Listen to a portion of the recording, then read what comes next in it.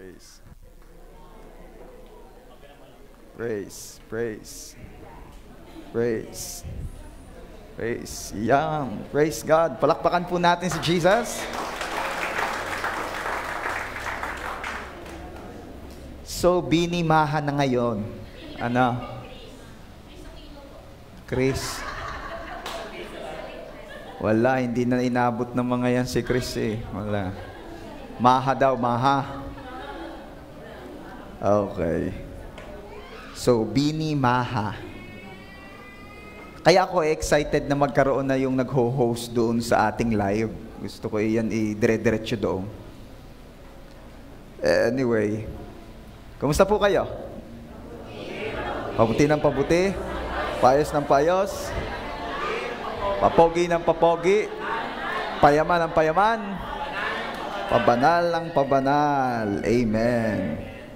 Okay. Galing po kami kahapon sa leadership camp ng JA1 Rosario.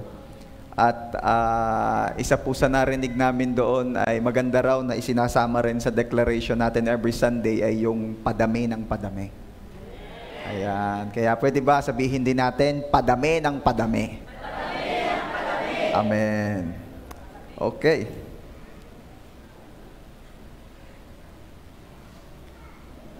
Kakatuwa naman at ang ating nag-a-announce ay very energetic.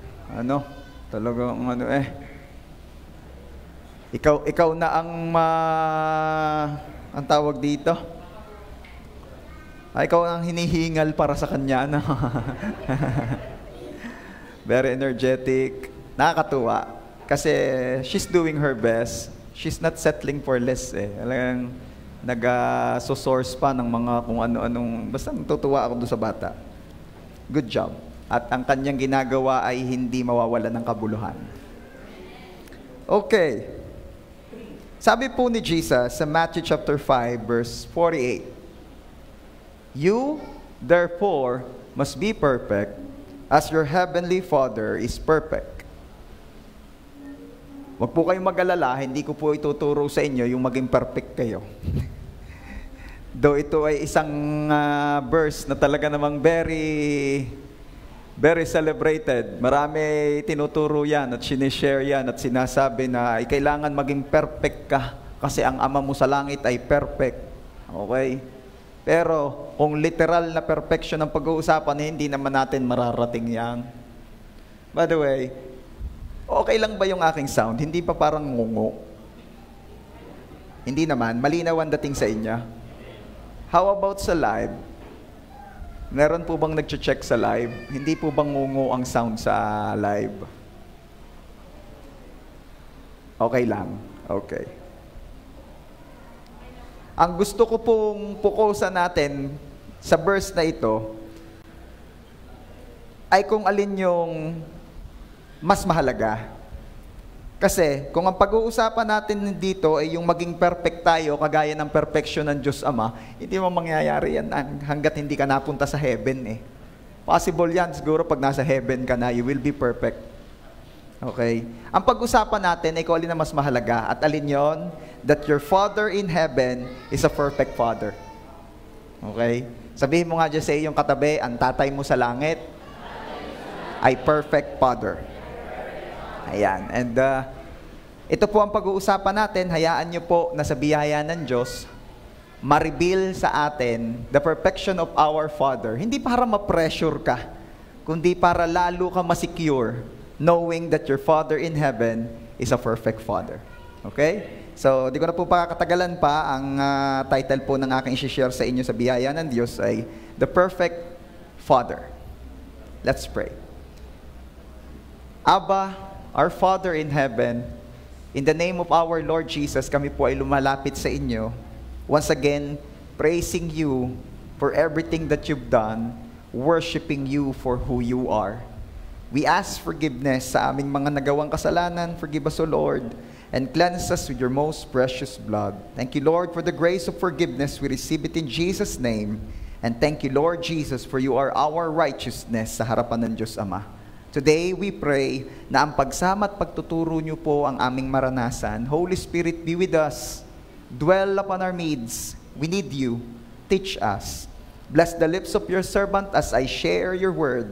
Bless the ears and the hearts ng mga makikinig. At biyayaan niyo po kami, makita namin, maunawaan namin ang kagandahan, kaperpektuhan ng Ama, nang sa gayon ng bawat isa'y magkaroon ng security sa aming mga puso. Thank you so much, Lord. We dedicate to you this Sunday service. Be blessed, O God. Pagpalain niyo rin po ang inyong mga anak at walang ibang mahayag, maparangalan, mataas at makilala, kundi ang tanging pangalan niyo lang, Lord Jesus. Once again, we pray, we ask, mangusap po kayo sa amin, turuan niyo po kami, wala po kayong lalampasan sa amin sa oras na ito. Thank you so much, Lord. To you alone, all the glory. This we pray in Jesus' name. And everybody shout and say, Amen. Praise God.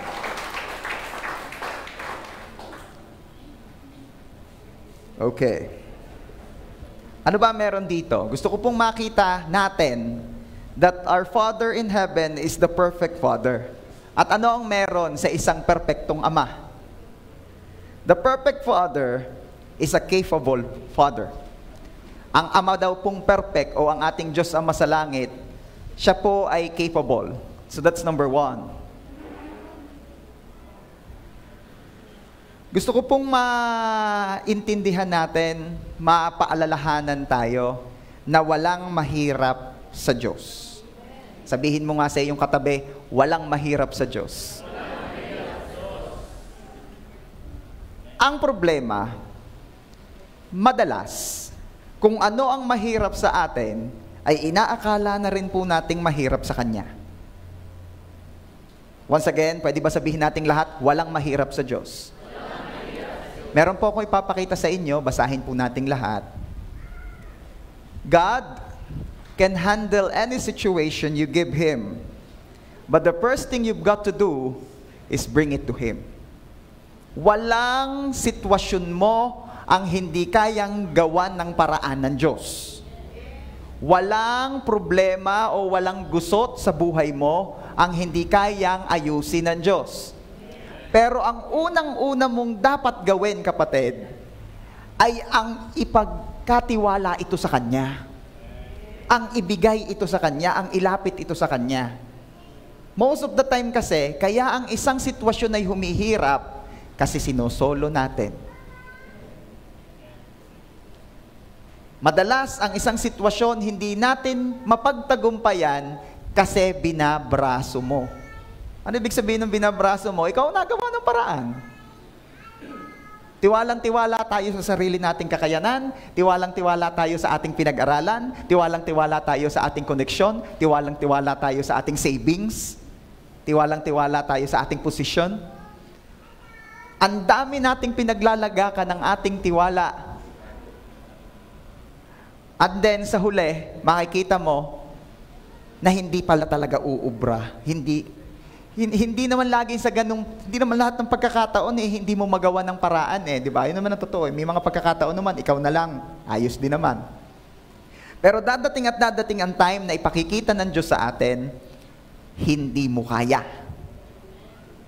Hindi na kaya ng inay. Hindi kaya ng mami, hindi kaya ng tita, hindi kaya ng boss mo, hindi kaya ni konsihal. Sino pa ang mga pinaguhugutan? Hindi kaya na savings mo. Hindi kaya ng utak mo. Hindi kaya ng pinag-aralan mo, ng posisyon mo, ng kung ano man pinanghahawakan mo. At anong gagawin mo? Nakakalungkot po, pero ang katotohanan, madalas, si Lord ang ating last resort. Pagka nasubukan ng lahat, nagka-stress na, nagkalungkot-lungkot na, saka ibibigay kay Lord. Magaling na lamang at ang Diyos po natin ay Diyos na mabuti. Bakit? Kasi, ewan ko, sa inyo kaya gawin yun, na yung alam na alam namang ikaw ang may kakayanan na gumawa noon at ikaw ang may kakayanang tumulong sa Kanya, pero sa kahuli-hulihan ka pa niya, susubukan pag walang-wala na. Ako personally, ang dating sa akin doon, insulto. Alam na alam mo namang ako ang may kaya niyan, ba't hindi ka kagad sa akin lumapit? Galing na lamang at ang Diyos ay hindi kagaya ni pastor. Okay? At alam nyo, meron ding iba, Kaya hindi na makalapit sa Diyos, lalo nung kahuli-hulihan na at nasa dulo na, nahihiya na sa Diyos. Lalo't narinig itong word kong ito ngayon, baka mainsulto ko na si Lord. Pero alam niyo, sabi ko nga sa inyo, si pastor lang ang ganun. At sa biyaya ng Diyos ay patuloy na binibiyaya ang maging Christ-like. Pero alam niyo, ang Lord, tuwing tayo'y nagpipilit, gumawa ng paraan natin at sa halip na ilapit agad sa Kanya, hindi na iinsulto ang Diyos. Siya'y naaawa sa atin. Naaawa ang Diyos sa atin kasi kita niya ang anak ko nag-i-struggle. Kita ng Diyos ang anak ko nagpipilit pa sa mga pinanghahawakan niya samantalang pangitang-pangita na ako ang kailangan niya. Kaya ang Diyos ay naaawa. Hindi siya galit. Hindi siya naiinsulto. Siya'y naaawa sa atin pag tayo nag-i-struggle. So the first thing that we need to do para ma-handle ni Lord ang situation mo, give it to Him. Bring it to Him. That's the first thing na kailangan mong gawin. Ano daw ang hindi kayang gawin ng Diyos? Sabi, nothing is impossible for God, di ba?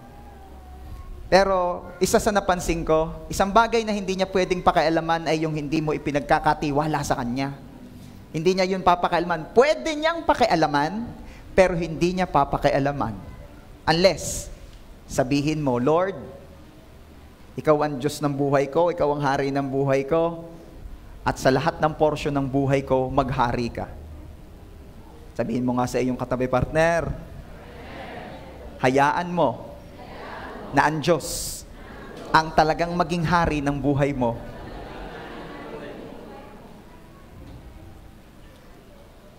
Hindi lamang Diyos pag linggo. Hindi ko na pinasasabi yun. Hindi lamang siya Diyos ng iyong spiritual life. Dapat siya rin ng Diyos maging ng iyong daily life. So ngayon, gusto kong i-highlight dito that your Father in heaven, which is the perfect Father, is a capable Father. Ano ba mga hinaharap mo nitong mga nagdaang araw? Ano bang mga bundok ang nakaharang sa iyong buhay ngayon na kailangang sa pananampalataya ay palipatin? May sakit karamdaman ba na ikaw ay nararanasan ngayon? Nakaranas ka ba ng kakulangan pinansyal? May problema ka ba sa iyong mga anak? Meron ka bang bad habits na gusto mong mawala-wala na sa iyo? Meron po akong good news sa inyo. Sabi po sa Luke chapter 1 verse 37, nothing is impossible for God. Ang tila mo kang imposible sa iyo, sa sitwasyon mo, sa kalagayan mo, ay hindi imposible kay Lord. Sabihin mo nga, imposible sa akin. Kay Lord hindi. Isa pa, gusto ko mag-sink in nito imposible sa akin. Kay Lord hindi.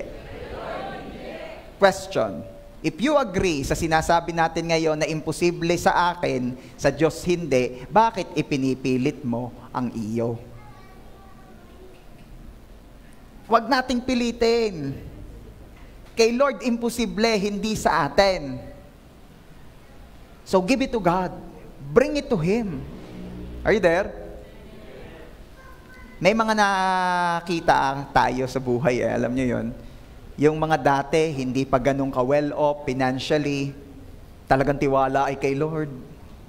Pero nakakalungkot po, di ko man nilalahat, pero nakakalungkot na kapag kumikita na, may pera na, may purchasing power, ika nga, yung tiwala niya dati sa Diyos nung siya'y walang-wala, parang lumilipat sa purchasing power niya. Sabihin mo nga sa iyong katabi, wag gayo. May sasabihin ako sa inyo. Kayang ibigay ng pera yung ilang kayang ibigay din ng Diyos. Pero merong hindi kayang ibigay ang pera na Diyos lang ang may kayang magbigay. Kaya wag kang tuong pakayapos dyan sa pirang yan. Sabihin mo sa iyong katabi, wag daw pakayapusin ang pera. Ibigay mo na lang sa akin. Anong sagot? Ayaw din naman. Ano, sabi, hindi ko man iayapos ang pera ko. Ayaw ibigay. Hinahawakan lang daw. And in Jeremiah chapter 32 verse 27, ang sabi po ng Diyos diyan, I am the Lord, the God of all mankind. Is anything too hard for me? Bago itanong ni Lord, that is there anything too hard for me? Nilinaw muna niya kung sino siya uli. I am the Lord, the God of all mankind. Idinidiin niya kung sino siya. Sabay tanong, since nalaman mo na kung sino ako, napaalalahanan ka kung sino ako, sabay tanong, may mahirap ba sa akin? May mahirap ba kay Lord? Wala. Ay ba'y ayaw sabihin na agad kay Lord? Bakit inilapit mo pa kay Kapitan? Bakit inilapit mo pa kay Konsi? Bakit hanap ka pa ng malalapitan sa Kapitolyo? Bakit hanap pa ay antiyang kauuwi lang galing Israel? If there is nothing too hard for God, then be secure that your perfect Father is a capable one. Kaya niya. Sabihin mo nga, kaya ni Lord. Pastor, ay sadya naman po ang Diyos ay gumagamit din ng mga tao to help me, to bless me. Oo, tunay naman meron ka ritong pinagpala na nung nagpe-pray ka, Lord, pahingi po ang financial blessing, ay bumuka ang lupa at may lumabas na kamay na creepy at nagabot sa iyo ng pera. Wala namang gayon Talagang ang Diyos gumagamit ng tao para pagpalain tayo. Kaya ang side lesson din dito, always be kind. Always be nice. Kasi minsan, may ipinaaabot na ang Diyos sa iyo, ayaw iabot sa iyo ng taga-abot kasi nga, ang sama ng ugali mo. Nakakalungkot pero ang daming gayon. Sila na ang nangangailangan, sila na yung walang-wala, sila pang ang tatapang. Sila pang ang susungit, sila pang ang tataas. Walang-wala na. Samantalang ang Diyos habag na, ang mga tao'y nariyan na, willing at ready nang tumulong, kaya na lang nawawalan ng gana kasi ang taas ni Kuya, ang taas ni Ateng. Hindi ako hihingi, hindi ako tatanggap ng tulong sa inyo. Magpantay na ang kailangang magpantay. Talaga naman, ang mga imikbaga. O di yun, nagpantay nga. Sa halip na hindi sana magpantay pa, ano? Ang taas So that's the side lesson dito ha. Be nice, be kind. You never know kung sino ang kakailanganin mo, bandariyan. Baka yung inaaway-away mong kahanggan ay baka kailanganin mo sa bandariyan. Ang masakit, madalas, siya na lamang ang pwede mong lapit at siya lang ang makakatulong sa iyo. So always be nice, always be kind. Minsan nga, kahit medyo pikein mo. Sa una, as ba si pastor nagtuturong magpaka-plastic? Hindi ho magpapaka-plastic ang tawag doon. Kasi talagang at first, you need to fake it until you mean it. Sadyang gayon. Hindi naman talaga agad gustong-gusto mong mahalin yung chismosa mong kapitbahay na ikaw ang lagi number 1 topic di pa praktisin. Sa una talaga, pepekin mo hanggang you mean it na. Huwag namang mananatiling fake. Okay. Punta tayo sa ating mismong pinag-uusapan. Alam nyo dyan sa sinasabi ni Lord dyan sa verse na yan, ay para bagang ika ni Lord, yan na. Inilalatag ko na sa iyo ang aking kakayanan. I dare you. Mag-isip ka na ng hindi ko kayang gawin. Dahil wala namang mahirap talaga sa akin. Mag-isip ka na. Hinahamon kita. Yan ang ika naman ng Diyos diyan sa verse na yan. Hinahamon kita. Kaya ko yan. Kahit ano, kaya ko. Yun ang sabi ni Lord Ang hirap kasing panghawakan, pag tao-tao ang nag-uusap, Ano ang gusto mo? Kaya ko, kaya ko. Di ba? Ano sasabihin mo? Kaya mo talaga? Bigay mo nga sa akin lahat ng pira mo. Huwag naman gayong pare. Tama, hindi mo kaya lahat. Naalala ko si Haring Xerxes. In love kay Reyna Esther. Dumating si Reyna Esther. Sabi ni Haring Xerxes, ano, may paglilingkod ko sa aking napakamahal na Reyna, kahit kalahati ng kaharian ko, ibibigay ko sa iya. Di gayon ng Imek. If you're familiar with the story, and I believe familiar kayo sa story dahil you're always reading your Bible. Amen. Okay. Ano napansin ko doon? Ano man ang iyong naisi, ibibigay ko o gagawin ko sa iyo, sabi ni Haring Xerxes. Kahit kalahati pa ng aking kaharian. Ang tanong, ba't ka kalahati? Ba't hindi kayang ibigay lahat? Kasi nga, ang perfect father lamang who is talagang really, literally, capable of anything, ay si Lord. At ba't natin ito pinag-uusapan? Kasi nga minsan, kaya baka hindi mapanampalatayaan, kasi baka akalay hindi kaya. Nasanay kasi tayo na ang mga kasama natin, kausap natin, nakakasalunguhan natin, limited. Magbago ng pag-iisip, iba ang Diyos mo. Magbago ng pag-iisip, hindi siya katulad ng katabi mo. Hindi siya katulad ng kahanggan mo, hindi siya katulad ng nanay mo, ng tatay mo. Alam niyo po, na hindi mawala yung hindi mawala pa rin yung pagalingan ng tatay. 'Di ba? Hindi nawawala yan. Ako, lalo na sa mga pagkwentuhan at puro tatay ang naroon, hindi man sadyain, talagang minsan inalabas. Ito'y lalong naunawaan ko nung ako na ang tatay Talagang hindi ka papayag ng iyong anak Apay, hanggat maaari gusto mo Naalala ko ho nung sina Elise ho nag-Talents Day.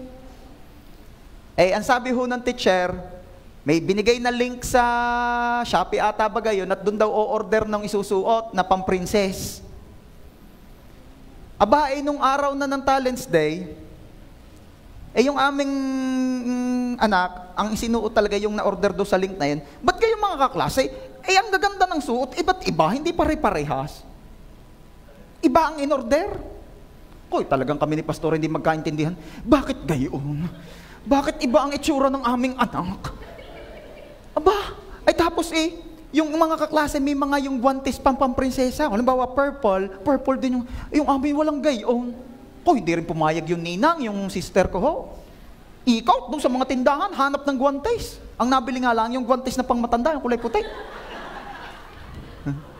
Pero, I am looking at the effort. Talagang ikot ang ninang, hindi papayag. Hindi papayag ng inaanak dihado. Bili ng mga pearl. Talaga, ewan ko saan binili niyan.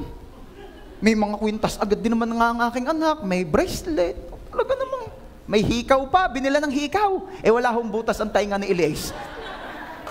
Tamang-tamang nakalimutan ho ni Pastor ang hikaw niya. Di siya nagsuot.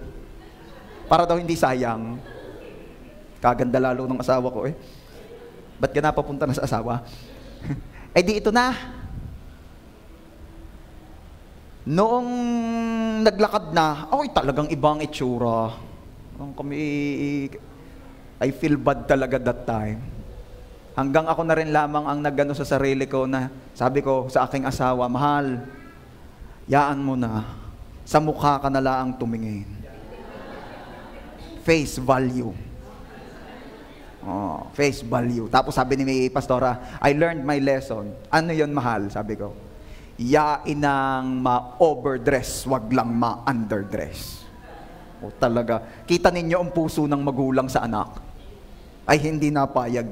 Kaya sa talagang yan hanggang ngayon, hindi maiwasan, di pa rin maalis yung mga pagalingan, gayan. At yung mga anak na may gayon din, pagalingan. Wala ka sa tatay, ikaw. Di ba? Meron pa rin gang gayon. Mahirap pag Kristiyano, hindi bagay ang mayabang. Taas nga ang kamay nung sa biyaya ni Lord, humble na siya. Hindi pa. Amen daw naman. The moment you learn that you're humble, you're not. Ito ang isang bagay na ibang tao ang pwedeng magsabi at hindi tayo. Naalala ko yung pastor na in-recognize as the most humble pastor in the world. Sinuutan siya ng ribbon na merong nakalawit na malaking-malaking, the most humble pastor in the world. The following Sunday, binawi ng congregation. Tanong nyo kung bakit. Pastor, bakit po binawi? Sinuot uli nung pastor na siya ang the most humble pastor in the world. Binawi na ng congregation. Joke yun eh. Okay. Sabihin mo nga, pagalingan ng tatay. Yan. Meron mga gayan eh. Pagalingan, you cannot beat my daddy. Pagalingan ng tatay. Meron hong mga anak na nagkaipon-ipon at nagpagalingan ng tatay. Sabi nung isa, wala ka sa tatay ko. Ang tatay ko ang humukay ng Pacific Ocean. Disclaimer, hindi ko po life group yung mga nagkukwentuhan, ha? Sabi nung isa, ay ang tatay ko, ay mahina yung tatay mo. Yung tatay ko ang humukay ng Atlantic at saka ng Indian Ocean. Dumating na yung pinakamaasbag. Sabi nung isa, ay mahihina pala, mahihinang nilalang yung mga tatay ninyo. Ang tatay ko, kita ninyo yung Dead Sea.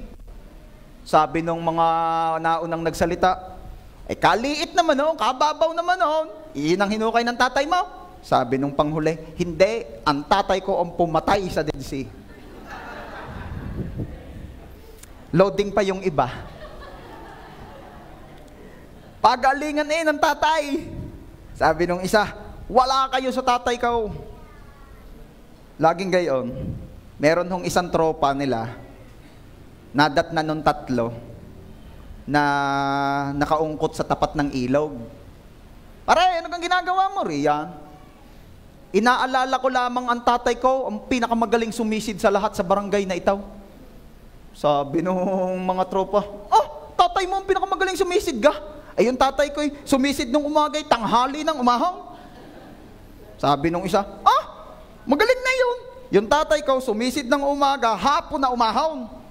Sabi nung patatlo, marurunong na palang sumisid yung lagay na yung tatay nyo. Yung tatay ko, pag sumisid sa umaga, gabi na ang ahon. Sabi nung nakaungkot do sa ilog, mga mahihinang nilalang ang tatay ninyo. Bakit? Yung tatay ko, sumisid ng umaga.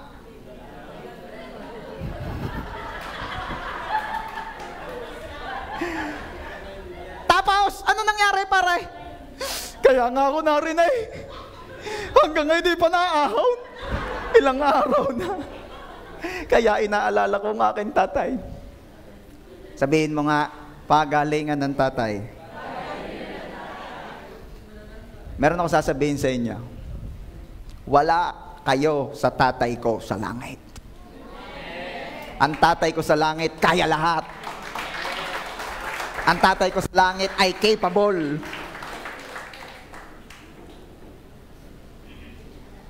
Manghang-mangha tayo sa ating mga tatay dito sa lupa. And that is good. Pero alam niyo po, pagka Bible ang nagsalita tungkol sa mga so-called perfect nating tatay dito sa lupa, ay laging ang description ng Bible ay masamang tatay. Nung una hindi ko rin malunok yun, hanggang ako na naging tatay. I'm always trying, doing my best to be the good father, kundi man perfect, a good father.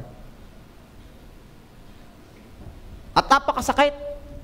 Pagka you did your best, pero it ends up na hindi pa rin maganda ang nagresulta. I remember, si ate po kasi ay lumaban sa Talents Day nila, ay lumaban ng storytelling contest. I did my best. Talagang nag-hire ako ng marunong gumawa ng props. Talagang umusap pa ako ng gagawa noong yung shepherd staff, yung may palikong gayong. Hagilap kung saan-saan ng mga pang-costume. Practice ng practice kami. Talagang we're doing our best. I'm doing my best as a father. At nung kaorasan na nagmalfunction ang lapel. Kaya kinabukasan, Wednesday, dala-dala ko uli yung lapel. Sabi ni Biber, gagamitin niyo po pastor ang lapel, magmi-midweek service. Sabi ko, hindi, magmamic na lang ako. Hindi ko lang masabing, wounded pa ako sa lapel na yan. Nagmalfunction, tumitikwas na gayon, lumuwag kay Queen. Ang pagkakamali ko naman, hindi ako nakapag-request na ipaulit, pwede naman pala. Uulitin at aayusin muna ang lapel. Ay di sa madaling salita ho, that day, I fail my daughter. Yun ang feeling ko. I fail my daughter. Sinayang ko lahat ng efforts ng anak ko. Sama ng pakiramdam ko.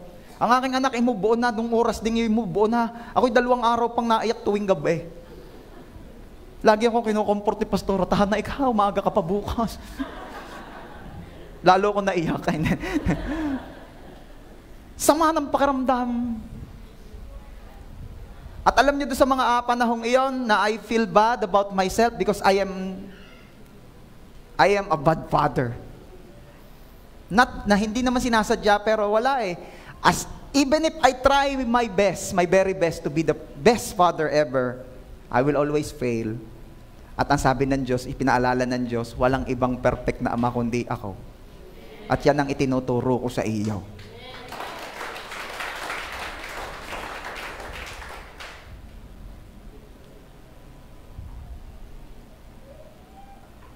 It only shows lamang na we will never be a perfect father here on earth, pero may perfect father tayo sa langit at ipagkatiwala natin sa kanila ang ating pamilya. Pagkatiwala natin sa Kanya ang ating mga concerns.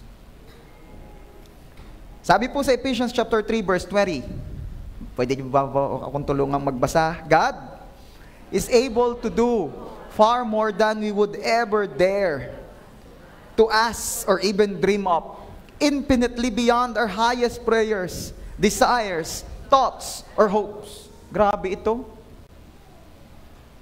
Mag-imagine ka nga noong sino rito yung hindi pa ibinibigay ni Lord sa iyo ang iyong dream house? O meron kang dream house?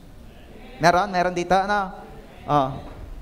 Ako kasi, nai-imagine ko, ang dream house ko ay yung maluang ang salas. Hindi ako nangangarap ng napakalaking bahay dahil mahirap maglinis. Ay di magkakatulong, pastor, ibiyaya ang katulong na mapapagkatiwalaan. Kaya hindi rin basta-basta. Kaya ang pangarap ko ay yung sakto lamang. Pero malaki ang salas. Para pag nagla-life group, kita ninyo, ultimong dream house ay in line sa ipinagagawa ni Lord. Malaki ang sala, fully air condition. Nakakahiya sa life group pagka hindi gusto ko naaangal sa lamig, hindi naaangal sa banas. Ayun. At gusto ko madaming toilet. Dahil ayaw ko, yan ang experience ko, yung iisa ang toilet sa bahay. Tapos kung kailan ka naligoy sa kamerong sisingit at gagamit, ay sa lahat. Lalabas kay tutulo-tulo. Ayaw ko talaga noon. Kaya ang dream ko, maraming CR. Kabila. Pag yan may nag-agaw-agawan pa.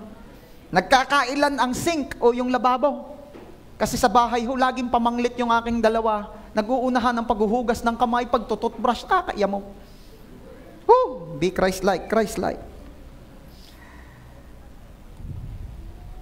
At gusto ko yung maluwang ang garahe. Bakit, pastor? Gusto nyo maraming sasakyan? Mahirap din pag maraming sasakyan, maraming parehistruhin. Yung sakto lang. Merong pang hayabas, merong pang magandahan, at merong kahit masabitan, ayos lang. Ngayon. Saka, para may parking ang aking life group. Dahil lahat yan sa biyaya ni Lord, puro di sasakyan. At life group din ni Pastora. Dahil yung mga yan, mga di sasakyan. Ano pa? Ang dream ko ay yung medyo malayo-layo ang gate sa aming bahay. para hindi yung laging maaabala ng mga tawag ng wala namang kabuluhan. Alam niyo yung medyo malayo sa, hindi naman sa kabihasnan. Yung para lang hindi laging kahirap din naman. Alam niyo gayong, pag ikaw ay nakain, gusto mong kumain sa terrace, na may mapapadaan, hindi mo naman pwedeng, ano siya sabi mo? Kain na! Ang mahirap ay pag natunay niyan yung nakapunta nga. Kaya minsan nagkaroon ng biro, ay kain na sa inyo. Baka matunay nakakahiyang hindi mag-alok. Nakakahiya rin namang alok ng alok, wala ka na may papakain. Ay, magaling yung malayo doon sa gate at di kikain, walang makakakita sa iyo doon. Kadamot ni pastor, hindi, may mga na-realize ako Kaya minaano ko sa aking dream house. Okay. At gusto ko yung gate ko ay automatic. Dahil malayo nga, alam nga namang, pupunta pa ako roon at ako pagbubuksan ko ng gate yung dadating. Automatic na lamang, may CCTV. Titingnan muna, may thermal scanner, titingnan ko wala lagnat. Kaya natawa. Yun ang aking dream. Nagtatawanan yung dream ko. Para pagka may lagnat, uwi na muna sa inyo. Huwag ka na munang sumali sa life group. Ay, ranas na ranas ko yan Kasi sigla ng mga anak ko, nag-life group lang kami, kinabukasin mga lagnatin Ranas na ranas ko yan. Wala na po akong lagnat. Wala na daw naman ng lagnat. Pagdating sa bahay, naku naman. Nakamas naman nga, pag kumain ka, nakamas pa din. Nakahirap na. Gayon pag may mga anak na, nag-iiba na, naarte na. Ayun. Tapos merong putbat. Talagang lilinisin yung sapatos.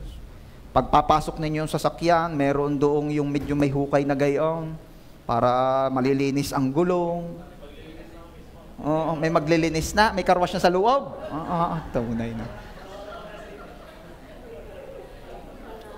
Okay. Ba't ko sinasabi sa inyo, hihingi ka na rin lang. Gandahan mo na ang hingi. Pero alam nyo kung ano ang sagot ng Lord? At malamang ang Lord, ito rin ang sagot sa inyong mga dream. Maaaring mas magaganda pa yung inyong dream house sa akin Ito ang sagot ni Lord. Anak, napakaganda ng iyong hinihingi. Pero ang ibibigay ko sa iyo hindi mo pa na-imagine. At lalampasan, pamihong lalampasan pa yang hinihingi mo. Laging gayon. What can you expect from your Father in heaven? Ito ang dapat ini-expect mo sa iyong Ama sa langit.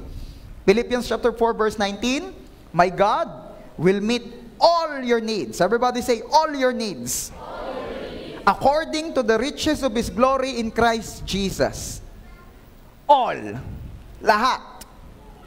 He has unlimited resources, unlimited energy, unlimited knowledge, unlimited time. He can meet all your needs. At pag si Lord po ay nag-provide, sakop lahat.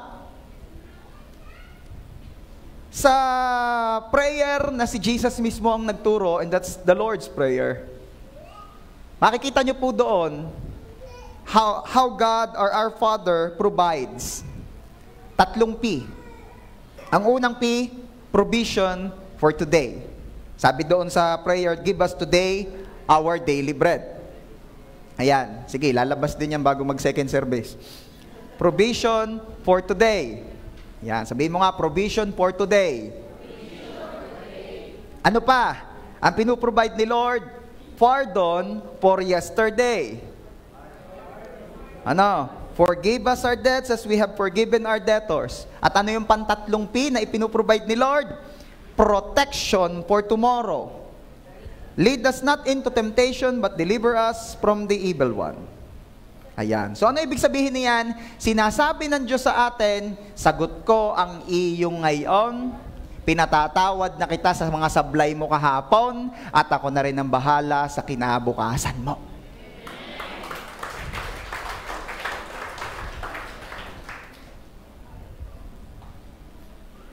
So, always remember that your Father in heaven is a capable Father.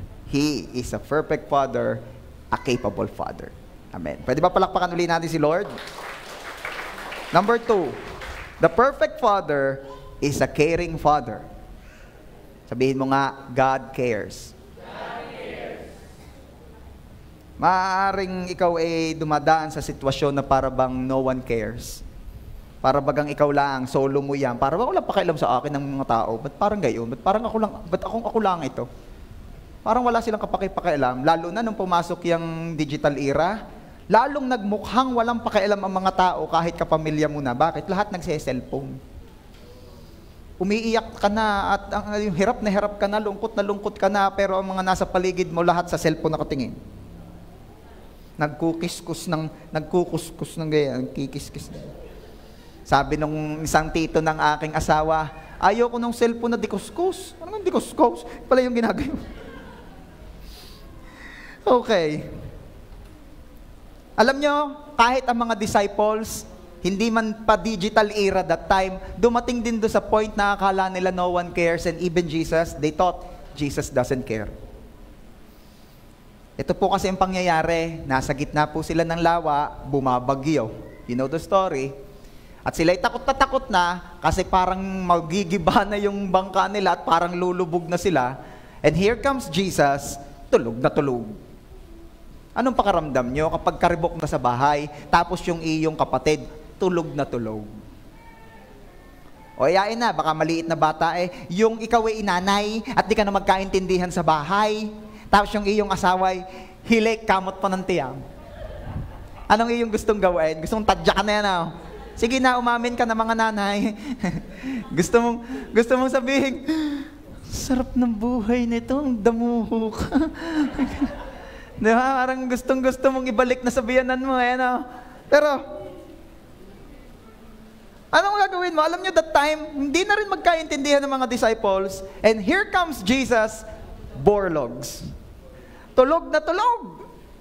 Parang walang pakialam. Sabihin mo nga sa katabi mo, parang walang pakialam. Alam nyo, isa sa nakita kong justification ng mga tatay kung ba't minsan hindi sila sumasabay. Yung nanay ang gumagawa at yung tatay itulog. Kasi nga, tayo mga tatay yung reserve Pag pagod na yung nanay, ay di ikaw naman na matulog at akong gagawa, kaya nga ako natulog, para dalawa tayo, hindi tayo pwedeng sabay. Gets niya na mga tatay, nakuha niya na. Ayan, makinig kayo. At lusot, hindi naubra kay pastora. Okay. Ayan. So, anong ginawa ng mga disciples? Ginising nila si Jesus. At tinanong nila si Jesus ng tanong na hanggang ngayon umaalingaw-ngaw pa. Tanong na kahit hindi ka na nakasama nung oras na iyon sa bangkang binabagyoy, madalas mo pa rin itinatanong kay Lord. Ano yon? Mark chapter 4, verse 38. Don't you care? That word drowning. Pero wag na yung drowning, hindi ka naman nalulunod Doon na lang sa una-una. Don't you care? God, don't you care? Sa Tagalog, Lord, wala ka bang pakialam? Sino nakapagtanong na rin sa Diyos ng ganyan? Huwag kang masyadong malungkot o magilty. Disciples na ni Jesus yan, nakapagtanong pa ng gayaan. Kasi dadating talaga tayo sa punto na iisipin mo, may pakialam ba talaga ang Diyos sa akin? May pakialam ba talaga ang Diyos sa pamilya ko? May pakialam ba talaga ang Diyos sa sitwasyon ko? May pakialam ba talaga ang Diyos sa negosyo ko? May pakialam ba talaga ang Diyos sa pag-aaral ko? Talaga minsan mapapatanong ka na lang ng ganyan.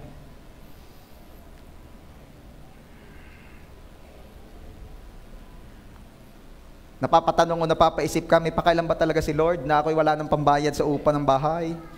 May pakialam ba talaga si Lord na ang bata-bata ko pa, pero parang malapit na ako mautas dahil sa sakit na hindi gumaling-galing? Mapapatanong ka minsan, may pakialam ba si Lord sa aking success? Gusto ba talaga niya akong mag-succeed or gusto niya akong mag-fail? May pakialam ba talaga si Lord sa aking pag-aaral? Or kung matagal ka ng single, may pakialam ba talaga si Lord sa love life ko? Yung mga kabatch ko nagsipag-asawahan na. Ay kulang na lamang ay presidential table ang ihagis at saluhin ko. Sa dami ko nang na-attendang kasalan, sinalo ko ng lahat. Yung iba nga, Hindi na inihahagis, iniabot pa sa akin. May pakialam ba talaga si Lord? Sabi nung isang kabataan, may pakialam ba talaga si Lord? Galit na naman sa akin ang bebe ko.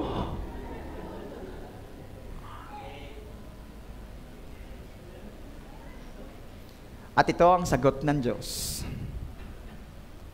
I am a caring Father. I care. Ang tanong mo, may pakialam ba ako? May pakialam ako. Gusto ko itang pakialaman. So kung doon sa number 1, magagawa lamang ng Diyos at walang imposible sa Diyos kung pagkakatiwala mo sa Kanya. Itong pagkakataong ito sa number 2, halos gayon din. Kung nagtatanong ka kung may pakialam ba ang Diyos, ikaw itatanungin ko rin, pinapapakialam mo ba ang Diyos? Kasi baka naman hindi siya involved. Tapos nung nasa dulo ka na, nung nasa sulo ka na, nung gipit ka na, saka mo tatanungin si Lord, Lord, may pakialam ka ba? Baka masagot ka ng Diyos. Pinakikialam mo ga ako? Kasali ba ako dyan? Di ba?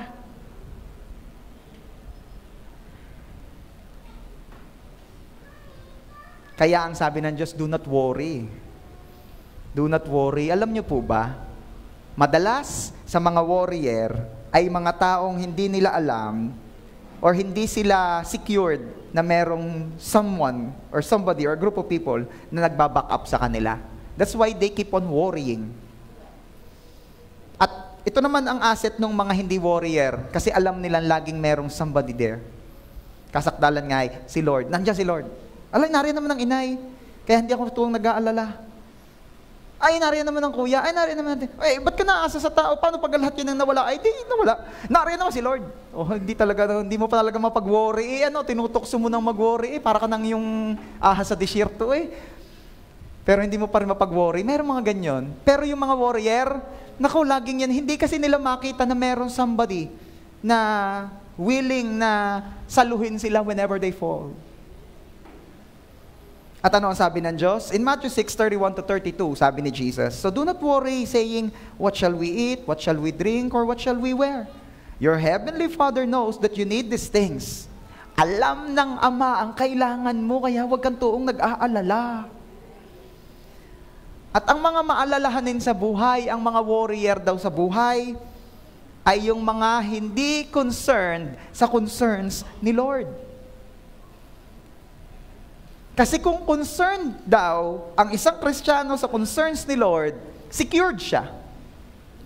Kasi si Lord naman ang magiging concerned sa concerns mo. Pero kapag puro worry ka, tanungin mo sarili mo, ako ba ay concerned sa concerns ng Diyos? Pinagmamalasakitan ko ba ang mga pinagmamalasakitan ng Diyos? Iniisip ko rin ba ang mga isipin ng Diyos sa mundong ito? Kasi nga, ang pangako ng Diyos sa mga nagiging concern sa concerns niya, yung sumunod na verse diyan. Matthew chapter 6, verse 33. But seek first His kingdom and His righteousness, and all these things will be given to you as well. Pag malasakitan mo, unahin mo ang kaharian ng Diyos at ang kanyang katuwiran. At yung mga inaalala mo sa buhay, si Lord na ang bahalang idagdag yan sa iyo. Uulitin ko, ang mga warrior ay hindi concerned sa concerns ni Lord. Gusto mong makagraduate sa pagiging warrior sa buhay na ito? Be concerned in God's concerns.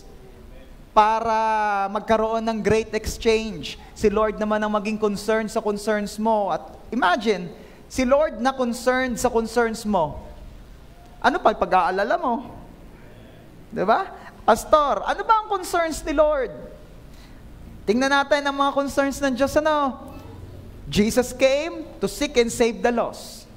Ang Panginoong Hesus ay naparito upang iligtas. Hanapin, iligtas ang mga napapalayo sa Diyos. Yan ang concerns ni Lord. Kaya, if you are inviting people to go to church, you're doing the concerns of the Lord. If you're doing your best, your part, in sharing the gospel, in sharing Jesus to your colleagues, you're being concerned sa concerns ni Lord. Ano pa ang concerns ni Lord? Ang kanyang church. Both the body and the building. Kaya yung pagklego sa church, ano ba yung klego? clean as you go. Yun ipagpapakita na ng concern sa building, sa church. Hindi yung ikaw pa ang laging nag-iiwan ng mga pinag-inuman mo at pinagkainan mo diyan kung saan. Tunay naman. Sabihin mo nga sa iyong katabi, graduate na diyan. May sasabihin ako sa inyo, madali kang makilala sa bahay mo dahil nagagawa mo rin yan kahit sa ibang lugar. So most likely, kapag ikaw ay laging nag-iiwan dito sa church ng mga pinagkainan mo, gayaan ka rin sa inyo. So make sure na yung iyong anak o yung iyong asawa o kung sino man nagliligpit ng kalat mo sa inyo ay na-attend din. Para sila ang liligpit yung kalat mo. Okay? Hindi na rin makikita yun ng anak ko, ng asawa ko, siya, graduate na tayo. Kalat mo, linis mo. Kung di mo mailinis, kainin mo na din. Okay? Sabihin mo nga sa iyong katabi, cleanliness is next to, kayo na magtuloy, godliness. Kaya ang hirap mapaniwala ang Kristiyano ka, pero damusak naman. O mga kalatero, kalatera. Ano ba tawag doon? Okay? Huwag na ako makakakita ha. Yung chewing gum ninyo, ngatain nyo hanggang matapos ang service na ito. Ikaw baga? O kaya lagay mo sa tissue. Hindi yung kinakapit sa ilalim ng upuan, parang awa nyo na. Aba? Meron May mga nakikita ko nakakapit sa ilalim ng upuan Talaga naman. Wag gayon. Wag nga. Kahirap mahirap din yung ngata ng ngata, parang kambing. Sa Bible yan, sabi ng Diyos bago siya bumalik pagbubukurin niya ang tupa at ang kambing Okay, yun may biro lamang. If you love chewing gum, it's okay, basta i-dispose nyo lang properly. Ayan. Ano pa ang concern si Lord? The body, o tayo, yung kapwa mo Kristiyano. Baka naman ang dami mong natutulungan, pero hindi naman napapasama ang kapatiran. Prioritize them. Diba? Whenever there is an opportunity to do good, especially to those who belong to the household of faith. Yun ang sabi ng Bible. Kung mayroong pagkakataong tumulong ka, lalo na kung ang kailangan ng tulong ay yung mga kasamahan mo sa simbahan. Baka naman ang dami mong ini-scholar sister. Pwede ka rin mag-scholar ng mga youth dito. Ayaw ata ng mga youth natin, kaya walang mag-scholar sa inyo Sabi ko, pwede rin mag-scholar ng mga youth dito. Nahihiya pa, bahala kayo. Tinutulungan na nga. Yung mga nanay ang na-amen na-amen.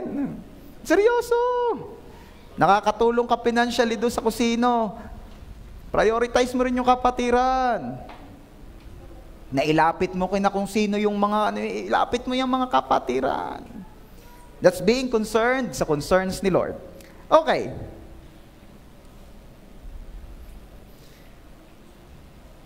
Pastor, hindi ko masakyan yan. Talaga bang si Lord may pakialam sa akin? Oo. Hindi ibig sabihin, mahal ako ng Diyos. Kasi mapapansin ninyo, talagang ang gusto mong pakialaman yung mahal mo. Hello? Kaya wag kayo masyadong nagagalit doon sa mga masyadong patriotic, yung mga talagang kung ano-anong mga post sa Facebook at talagang gustong ipaglaban ang bansang Pilipinas. Ayaw namang mauna doon sa Kalayaan Islands ba gayon? Spratly, ayaw namang umuna doon kung talagang matapang. Pero itong point ko, wag niyong masyadong i-bash. Meron talagang ganun May gusto niyang makialam kasi mahal niya ang bayan. Are you there? Talagang pinakikialaman mo yung mahal mo. Kaya yung life group leader mo, kung mukha ng masyado ng pakialamero o pakialamera sa buhay mo, mahal ka kasi. Huwag kang na-open. Yung iba kasi parang, tinanong, kumusta ka? Ano ka rin, kumusta yung girlfriend ko, hindi nga ako kinukumusta. Arang life group leader ko, kalalaking tao, lagi ako kinukumusta. Mag-alangan ka na kapag yung after ng kumusta, ang sunod doon, kumain ka na ba? Iba na yon, brother. Oo.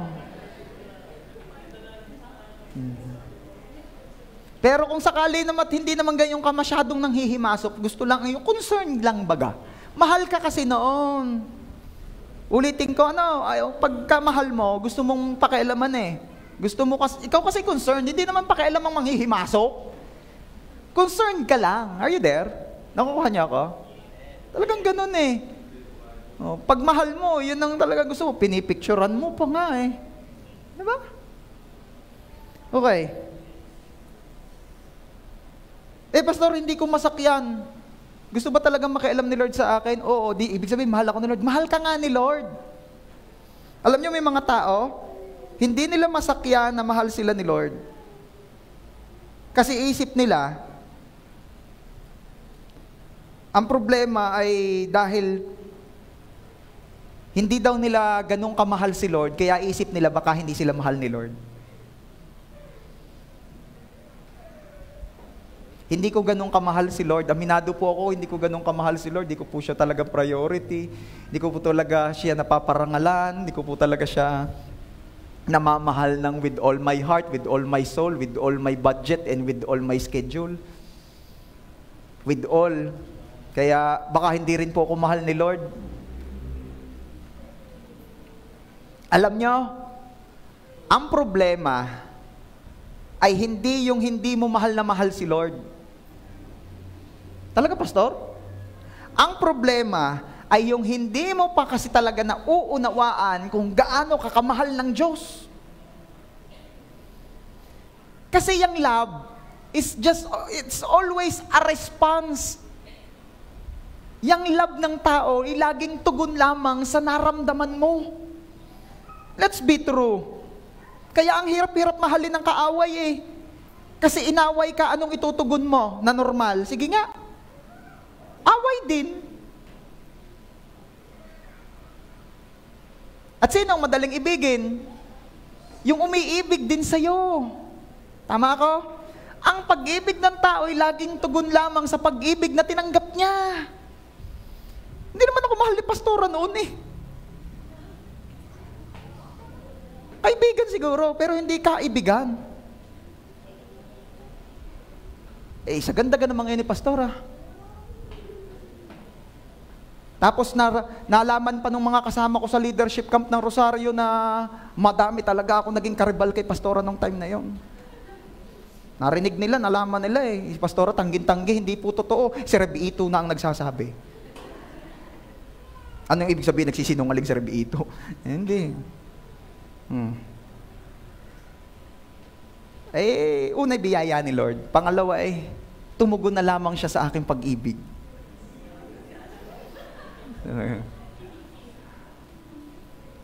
Sama ako ng sama kay Mark kaya si Mark napaka mapagmahal niyang asawa. Okay, si lover boy yan.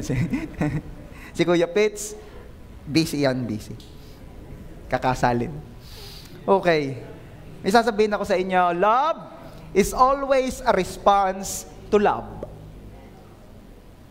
Love is always a response to love. Kaya sabi ng Bible, 1 John chapter 4 verse 19, we love because God first loved us. Alam mo kaya may issue ka sa love mo kay Lord? Hindi dahil sa kulang ang love mo. Dahil hindi naman talaga yan makukumpleto. Kulang lagi yan. Hindi yan sasapat. Hindi yan perfect love. Ang issue, kaya nakukulangan ka sa love mo kay Lord, kasi hindi mo pa nauunawaan kung gaano kakamahal ng Diyos. Dahil ang pag-ibig natin laging tugon lamang sa pag-ibig na tinanggap natin. Kaya gusto kong malaman mo ngayon, church, mahal na mahal na mahal ka ng Diyos. At dahil mahal na mahal na mahal ka ni Lord, concerned siya sa iyo. He cares. May pakialam siya. Hindi ka nag-iisa. Kahit pa mukhang iniwan ka na ng mundong ito, si Lord hindi nawawala. Dahil mahal ka niya. He cares. And in line po rito sa hindi nawawala si Lord, number 3, the perfect Father is a consistent Father. Sabihin natin lahat, consistent si Lord. You can count on God. He is dependable and reliable. He is worthy of your trust. Ang hirap kasi kapag yung tatay natin sa langit na ikumpara natin sa tatay natin dito sa lupa. Ang tatay natin dito sa lupa, napaka-unpredictable, moody, may toyo, ay may sumpong, uyuying pa raw, lalo. Buti hindi buwan, ano? May sumpong. Ang tatay natin, sumpungin. Ako na lang, hindi ko na kayo idadamay. Ako po'y tatay dit. Ako'y minsan ang aking mga ginagawa at desisyon minsan, and praying na i-improve pa rin ni Lord, depende sa mood. Yan ang mahirap sa tatay na tao. Moody. Kaya tatiming yung mga anak matatalino, alam na rin ang timing yan. Pagka ang tatay pagod, wag kang hihingi muna diyan at yan tatrabaho, sa kala ninyo yung anak ng tira. Kaya wag kang lalapit pagpagod. Pag nakapahinga na, at ayos na, miss ka na niyan. Ay, ano gang gusto ng aking anak? Ayun, yan ang mga timing. Alam nyo na. Yung tatay ko laging pagod. Ay, wag ka nang humingi. Moody, unpredictable. You cannot rely on them. Hindi sila dependable. Inconsistent father. At alam niyo po, bakit ko gustong malaman ninyo na consistent father ang iyong perfect father in heaven? Because inconsistent fathers produce insecure children. Pag inconsistent ang tatay, ang nagiging produkto po na yan ay insecure na anak. Hindi siya secured dahil ang tatay niya ay ang hirap i-predict. Hindi mo alam kung magbibigay o hindi. Hindi mo alam kung mahal ka o hindi. Kaya lagi ko nababanggit wag na wag gagamitin ang kamay sa pamamalo. Kasi minsan akala ng bata, aabutin mo at gusto mong yakapin, nailag. Dahil yung the same na kamay na ginagamit sa ng pangmahal ay ginagamit na pampalo. Kaya sa bahay mayroon sandok. Yung sandok na yon ang kinakatakutan ng mga bata, hindi ang kamay ni pastor o ni pastora. Namana ko ho yun kay Bishop at saka kay Reblin. Lasa ko hanggang ngayon, takot pa ata si na Rebsayin doon sa sandok na yon. Ewan ko kung buhay pa yung sandok na yon. Pero, it reminds them of the discipline, not necessary or literaling takot. Ano? Ayan. Ang hirap, nagiging insecure ang bata. At kaya kailangang maging malinaw sa atin na ang tatay mo sa langit consistent para maging secured ka sa Kanya. Sabi ko, dapat maging malinaw na ang tatay mo sa langit consistent siya. Hindi siya moody. At hindi nakadepende ang pagpapala ng Diyos sa mood mo. God never has the Bible says that God never has a bad day. Si Lord ay hindi nagkaroon ng bad day. Kaya hindi siya yung masama ang araw, lumayo ka sa akin, masama ang araw ko. Walang ganun. Ano? Hindi siya moody. Hindi nararanasan ng Diyos yung hindi masarap ang tulog. Di ba, minsan ganyan ang dahilan ng tatay kaya wala sa wisyo wala nang sa kagandahan kausapin. Wala akong maayos sa tulog. Lumayo ka muna sa akin. The Lord is consistent and faithful. At sabi ko nga sa inyo kanina, hindi nakabase sa iyo ang pagiging faithful ni Lord. Sabihin mo nga, hindi nakabase sa aking faithfulness. Ang faithfulness ni Lord sa akin. Kagaya ng sinabi ng Bible sa 2 Timothy chapter 2 verse 13, if we are faithless, He remains faithful, for He cannot disown Himself. Ikaw ay hindi faithful, hindi ka makapanampalataya kay Lord, pero alam nyo, hindi yun pinagbabasihan ng Diyos ng pagiging faithful niya, ng pagiging consistent niya. Nananatili siyang consistent kahit sino ka pa o kahit ano ka pa. And that's a good news, church. Pwede bang basahin natin at sabihin natin lahat itong susunod na slide? 1, 2,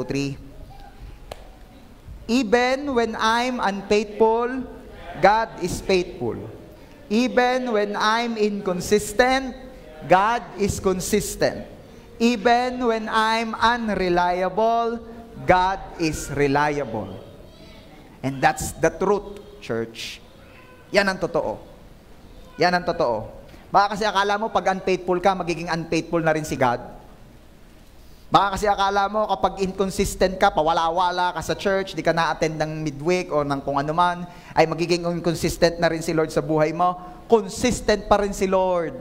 Pero hindi naman nangangahulugang maging gayang ka na dahil si Lord naman pala hindi magiging gayon sa akin. We will do our part.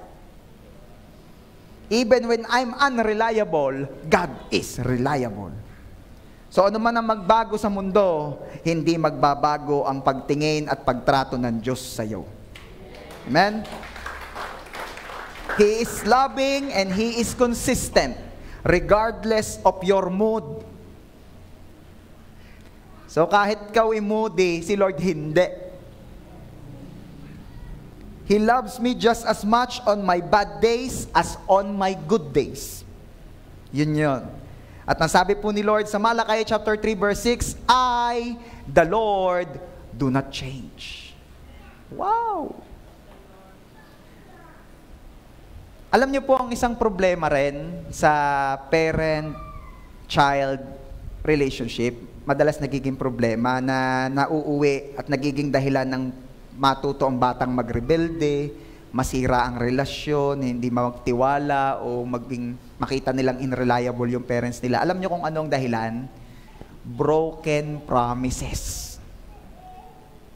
Nagsisimula yun sa broken promises. Yung kapag nangako tayo tapos hindi natin tinupad sa anak natin, nako yun doon na. Magsisimula ang bata na bilib sa atin eh. Kita ko rin yun sa mga anak ko eh. Kahit anong sabihin ko, paniwala ang mga yun eh. Oo. Pero habang dumadami yung pangako mong hindi mo natutupad, doon din nadidevelop sa kanila yung pag-iisip na, ay, hindi pala reliable si Papa. Hindi pala dependable si Mama. Everybody say, broken promises. Broken promises. O minsan naman nangako ka, hindi mo nga laang nabuong full version ng pangako mo. Yung sabi mo, ibibili mo ng iPhone, eh di nagbitin-bitin ng budget, may mga kailangan bayaran, ibinili mo na lamang ng phone. Ayun, nawala na yung i. Ayun, yung mukha namang iPhone, pagka binuhay, Android. Sabi, ba't ang charger ay garin? Universal charger. Pero ang tatak iPhone, hiya mo na anak, ayun lang ang kinaya eh. Ayun. Pero alam nyo po, ang tatay nyo sa langit is consistent.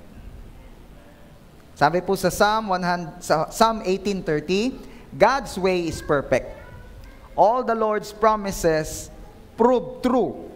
He is a shield for all who look to Him for protection. Nakakatuwa po na kung meron mang mga experiences tayo sa parents natin na hindi sila naging reliable, dependable, pero ang tatay mo sa langit, consistent siya. Kaya pag nangako ang Diyos, tutuparin niya yun. Sabihin mo nga, ang pangako ng Diyos sa aking buhay ay tutuparin niya. Okay? Hindi kagaya ng tao ang Diyos. Oh, banda-banda rin yan, makakarinig na naman kayo ng mga pangako ng tao.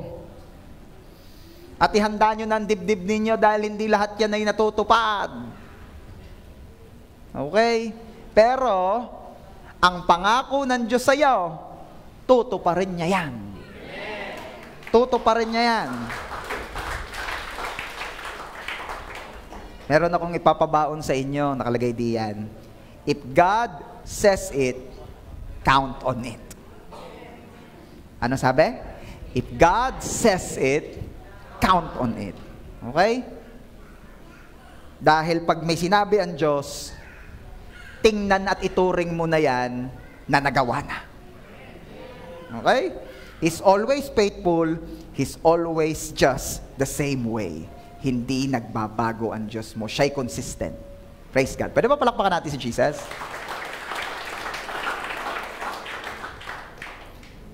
So that's number 3. And lastly, number 4, and we will end up with this, a perfect father is a close father. Yan. Si Paul po, nagtuturo sa church sa Athens. Sabi niya, ang Diyos ay hindi mo pwedeng ilagay sa isang maliit na temple. Kasi nga, we all know, no, sa Athens, ang daming mga Diyos-Diyosan doon. Yung mga nakaaway pa nga ni Paul doon, yung mga gumagawa ng mga Diyos-Diyosan, kaya nga siya nagkakaso roon. Ngayon, sabi niya, hindi nyo pwedeng ilagay ang Diyos sa maliit na templo. Kaya nga, hindi siya pwedeng gawa ng bahay lamang basta dahil hindi mo siya pwedeng ilagay doon. At pinili ng Diyos na hindi manahan sa mga bahay na ginawa ng tao. Pinili ng Diyos na manahan sa mundong ito. Yan ang sasabi niya. Bakit? Bakit pinili ng Diyos na hindi manahan sa isang specific na lugar? At ito, tinuloy ni Paul.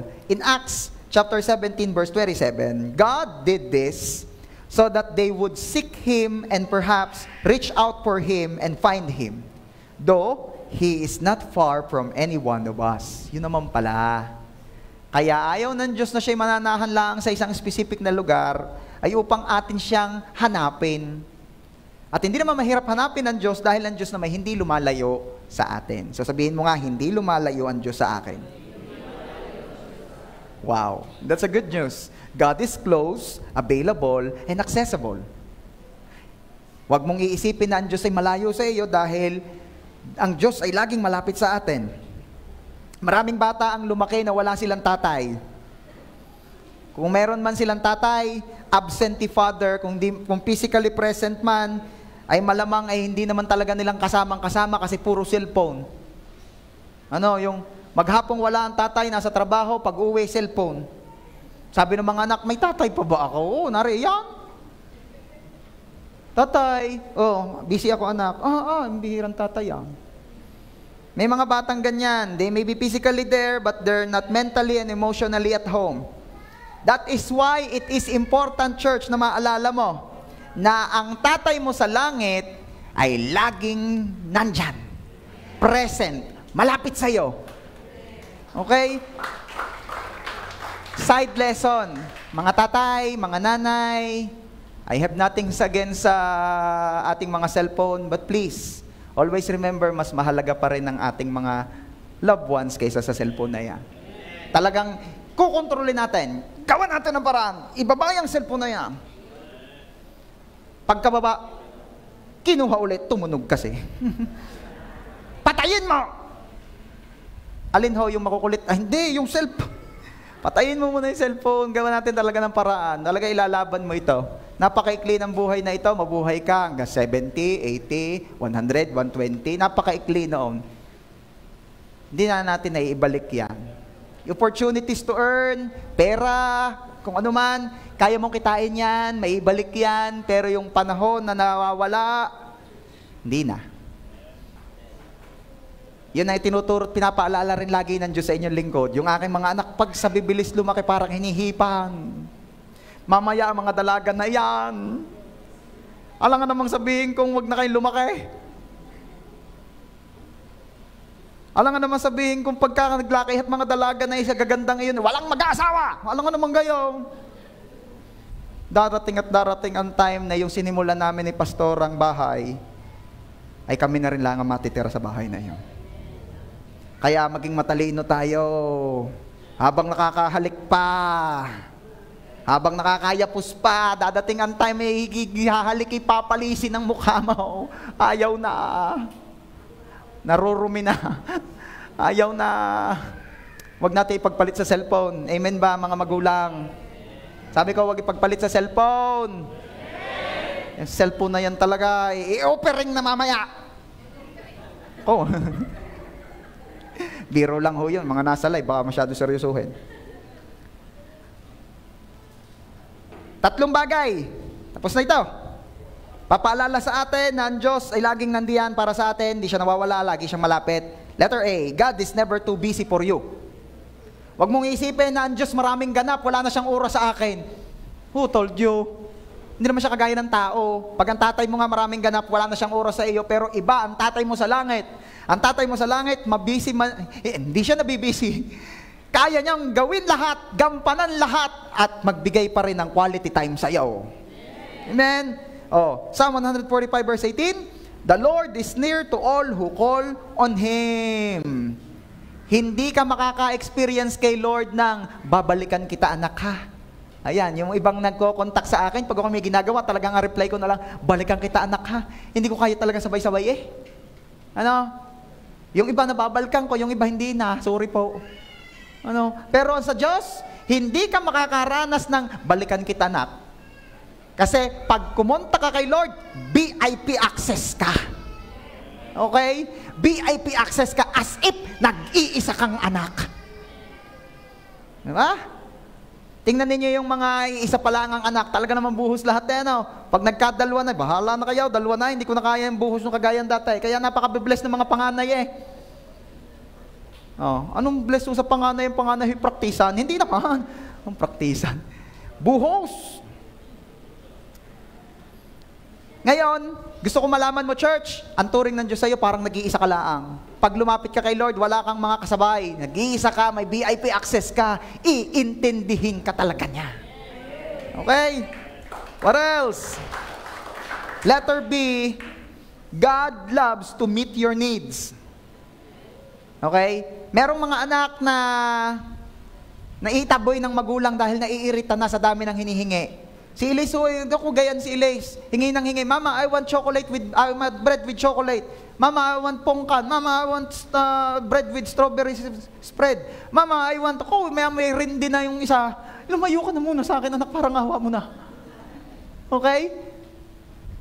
Alam niyo po, never ka makakarinig kay Lord ng you're annoying. Never. Humingi ka ng humingi at hindi mo kayang i-overwhelm si Lord. Because He loves to meet your needs. Okay? Sabi po sa Matthew 7:11, if you know how to give good gifts to your children, how much more will your Father in heaven give good gifts to those who ask Him? And He will never be annoyed sa iyong paghingi. Humingi ka lang. Sabi mo sa iyong katabi, humingi ka lang. Hindi mairita si Lord sa paghingi mo. And lastly, letter C, He is sympathetic to your hurts. Ayan. So, almost related na rin ito sa sinundan.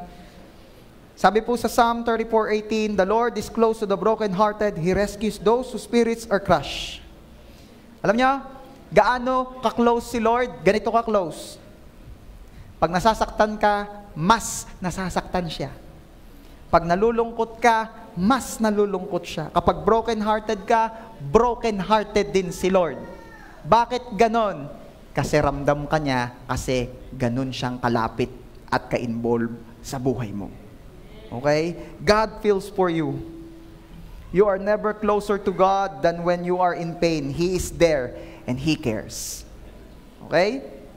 Kaya gusto kong ipaalala once again sa iyo, church, you have a perfect Father in heaven at hindi siya nawawala.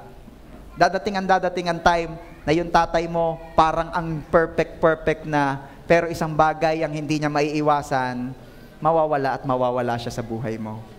Mamamatay siya, babalik siya sa Creator niya. Pero may isa kang tatay sa langit na kailanman hindi ka iiwan, hindi ka pababayaan, mangako man, tutuparin din niya lagi. Pwede bang palakpakan natin ang the best, ang perfect Father in heaven? Praise God. May I invite everyone to stand up, please?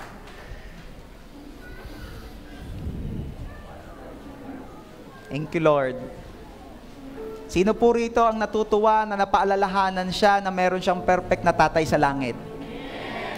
Alam ko yung iba rito, wala na, hindi mo nakasama yung tatay mo ngayon.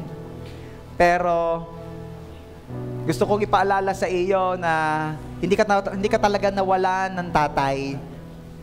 Kasi may tatay tayo sa langit na hindi kailanman mawawala. Or, maaaring yung mga kapwa ko tatay na naririto, marami ka rin na-realize, talagang na-highlight kung gaano tayo hindi perfect. Huwag kang mag-alala.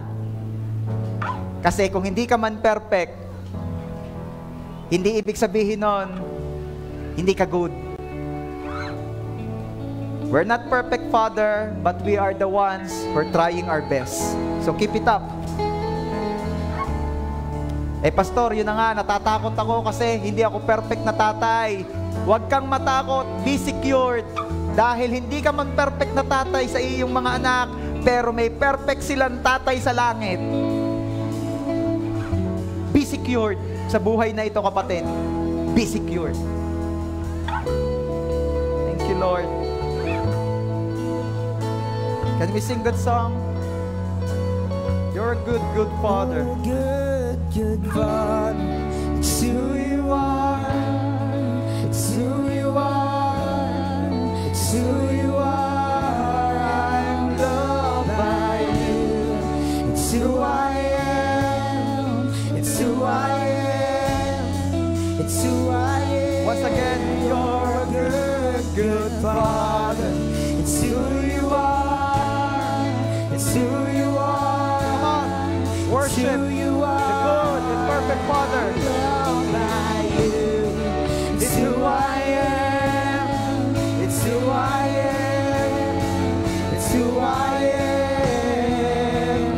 You are perfect in all of your ways. Come on, let's worship God. You are perfect in all of your ways. You are perfect in all of your ways. Once again, you are perfect, Lord. You are perfect in all of your ways. You are perfect in all of your ways. You are perfect in all of your ways to us. You're a good, good Father. It's who you are. It's who you are. It's who you are. I'm loved by you. It's who I am. It's who I am. For the last time, sabihin mo, you're a good, good Father. It's who you are. It's who you are. It's who you are. I'm loved by you. It's who I am. It's who I am. It's who I am.